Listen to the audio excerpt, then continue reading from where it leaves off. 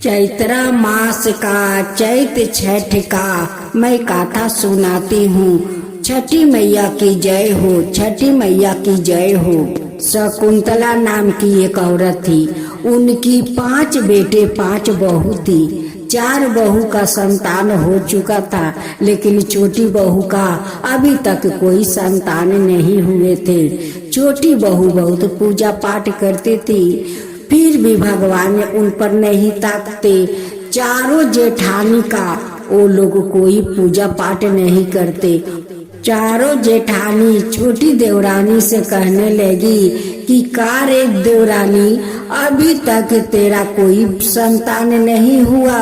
तेरा 2 साल तो शादी का हो चुका है, लेकिन अभी तक तो माँ नहीं बनी। क्या तू बाझिन रह जाएगी? छोटी देवरानी उत्तर देती है, कहती है कि जेठानी, मैं तो भगवान नहीं हूँ कि अपना हाथ से गाड़ कर मैं अपना पेट में डाल दूं। मैं तो भगवान नहीं हूँ कि मैं बाज हूँ या मेरा बच्चा होगा या नहीं होगा। मैं कैसे आपको बता सकती हूँ। चैत महीना का दिन था। गांव वालों सारे स्त्रियां छठ पूजा करती थी। उनकी सासू माँ आकर कहती है कि देखो बहुओं, सब गांव वाला स्त्रियों छठ पूजा करती है, तुम लोग भी छठ पूजा कर लो। चारों बड़ी बहू कहती है कि मैं तो उपास नहीं रह सकती हूँ। अब मैं किस लिए उपास करूँ, किस लिए पूजा करूँ? भगवान तो मेरे पहले ही से हम चारों का 2 संतान तो दे चुके हैं। अब मुझे तो संतान नहीं चाहिए, मैं किस लिए पूजा करूँ? सासू माँ कहती है कि संतान के लिए क्या सब लोग पूजा करते हैं, अपना घर का सभी परिवार के सुरक्षित रहने के लिए तो लोग छठ पूजा करते हैं। छठ पूजा करने से तो छठ माँ प्रसन्न रहती है, घर में सुख समृद्धि भरती है, बाजिन को पुत्र देती है, घर में धन भर देती है। छोटी बहू कहती है कि सासू माँ, मैं छठ पूजा करूँगी, जरूर करूँगी। सासू माँ कहती है कि ठीक है छोटी बहू, तुम करो।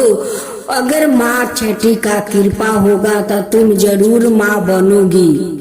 चारों बड़ी बहू तुम्हारा काम में साथ देगी, साफ सफैया में साथ देगी, पूजा में हाथ बटाएगी, ये जरूर काम करेगी। छोटी बहू अकेले अकेले घर का सारा सर सफैया धुआ पखला करने लगी, लेकिन चारों जेठानी उनकी साथ कोई काम नहीं किया।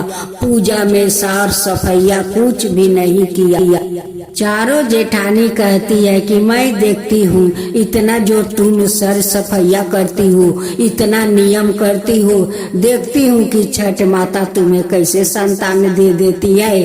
छठ पूजा करने से किसी को संतान नहीं हो जाता है। नहा के खाए का दिन देवरानी अकेली अकेली सारा काम करती है, और वो लोग टांग पर टांग चढ़ा करे बैठी हुई थी, लेकिन उनकी साथ कोई हाथ नहीं बटा रही थी। देवरानी छठ माता से कहती है, हे छठ परमेश्वरी, मैं आपको श्रद्धा भक्ति से पूजा करती हूँ, आप इतना शक्ति दीजिए कि मैं आपका श्रद्धा पूर्वक मैं व्रत कर सकूं। सासू माँ देखती है कि चारों जेठानियाँ तो उनकी साथ नहीं देती है। सासू माँ आकर कहने लगी कि चलो हम दोनों मिलकर पकवान ठेकुआ बना लेते हैं। सास बहू बनाती है, दौरा सजाती है, सास बहू मिलकर घाट पर जाती है। जब पूजा समाप्त हो गया तो सब लोग घर लौट कर आए और रात को सो गए। सपने में छठ माता आती है और छोटी देवरानी को दर्शन देती है। कहती है कि बेटी, तू चिंता मत कर, तेरा गोद जरूर भरेगा, तेरा चारों जेठानी का मुंह में जरूर काली लगेगा। वो लोग कहती है कि छठ पूजा करने से देखती हूँ कि कैसे उनकी संतान हो जाता है। छठ माँ उनकी कैसे संतान देती है। तेरा संतान होगा बेटी, तू श्रद्धा भक्ति से मेरा पूजा करती है, मैं तुझ पर प्रसन्न हूँ, तेरा संतान होगा। छोटी देवरानी सपने में खुश हो जाती है, हाथ जोड़कर माँ से विनती करती है कि माँ आप मेरा बाजिन को नाम छुड़ा दीजिए। देखिए मेरे चारों जेठानी मुझे बाजिन कहकर बुलाती है, मुझे टिटकारी मारती है, बहुत कुछ सुना देती है। छठ माता सपने में उन्हें पुत्र सौभाग्य होने का आशीर्वाद देकर अंतर ध्यान हो जाती है। छोटी बहू फिर सुबह उठती है या सास बहू घाट पर जाती है, वहाँ पूजा करती है, पूजा पाठ करके घर लौट कर आती है, सभी को प्रसादी बांटती है। छोटी बहू उस सपना के याद करती है और मुस्का कर हंसती है, कहती है कि माँ तो मुझे संतान होने का सौभाग्य को आशीर्वाद देकर तो गई है, मेरा संतान होगा और चारों जेठानी का मुंह में काली तो जरूर लगेगा। छठ माता का कृपा से कई दिन के बाद छोटी देवरानी माँ बन जाती है। जब पूरा 9 महीना पूरा हो जाता है तो खूब सुंदर एक पुत्रा को जन्म देती है। अब तो जेठानी लोग के मुंह में काली लाग गया कि देखो ये देवरानी छठ पूजा किया और इनकी तो संतान हो गया, छठ माँ तो इन्हें संतान दे दिया। सासू माँ चारों बड़ी बहू से कहती है कि देखो चारों बहू, देखो छठ माँ के कृपा देखो, आज वो छोटी बहू छठ माँ का व्रत श्रद्धा पूर्वक की, छठ माँ उनकी गोदी भर दिया, देखो खूब सुंदर उन्हें एक बेटा दे दिया।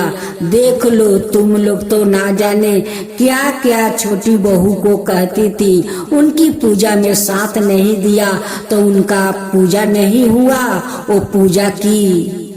छोटी बहू हर साल चैत्र महीना में वो छठ पूजा करने लगी। केरवा के पात पारा उगलन सूरज देवा, दर्शन देवेले भोरे भोरे। केरवा के पात पारा उगलन सूरज देवा, दर्शन देवेले भोरे भोरे हो। 3 दिन के उपासन तिवई जलवा में ठार बारी, करली सूरज के गो हार है। 3 दिन के उपासन तिवई जलवा में ठार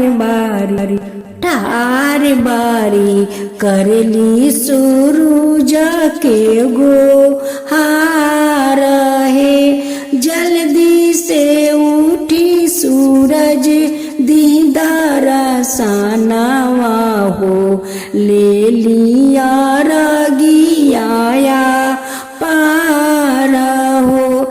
जल्दी से उठी सूरज दीदार सानिया हो, ले लिया रगियाया पारा है। 3 दिन के भूखल तिवई जलवा में ठार बारी, करली सूरज के गो हारा